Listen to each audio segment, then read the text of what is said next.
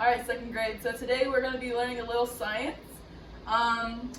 We're going to be talking about heat and how it is used in energy. So Miss V has an experiment. So cameraman, come and show them. We have our hot water here, room temperature water here, cold water here, and I got food coloring. And I want you to observe what happens when I put this food coloring in the hot, room temperature, and cold water.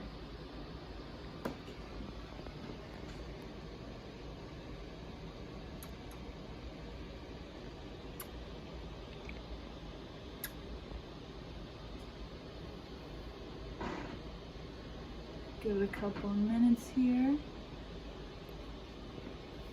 A couple of seconds.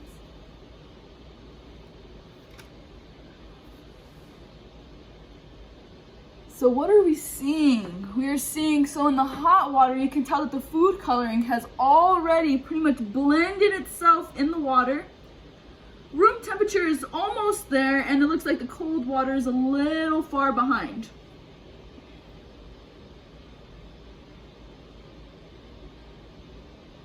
Okay, friends, I want you to pause the video right there. And for your next, pause the video, not right there on that. Pause the video on this right here. I want you to draw what you see happening with the food coloring in the cup labeled hot water. So if you need to replay the video back a couple of times, totally fine.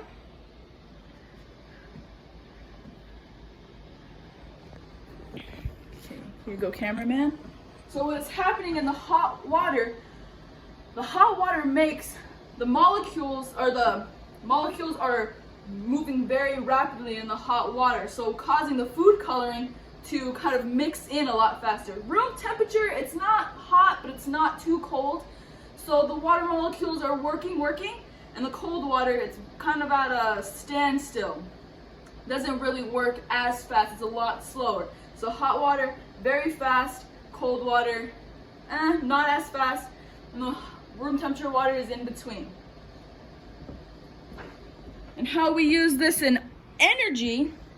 So have you ever, say, ridden in a car with your dad, mom, you guys are going on a road trip?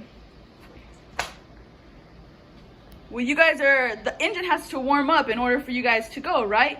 So in that case, that kind of energy, you would use fuel.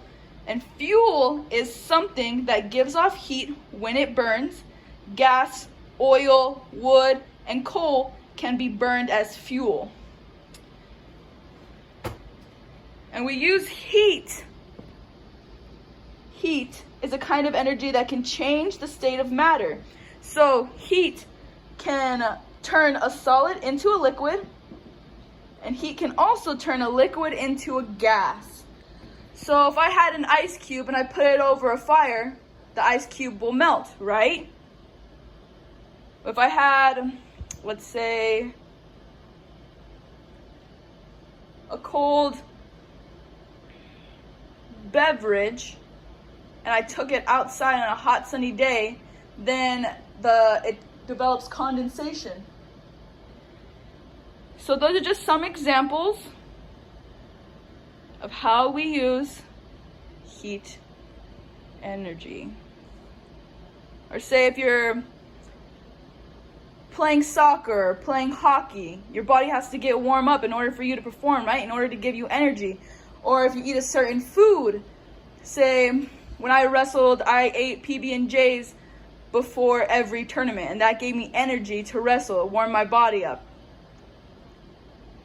All right, if you have any questions, don't be afraid to ask. But we can see now that they're all kind of mixed in. And yeah, any questions, feel free to ask.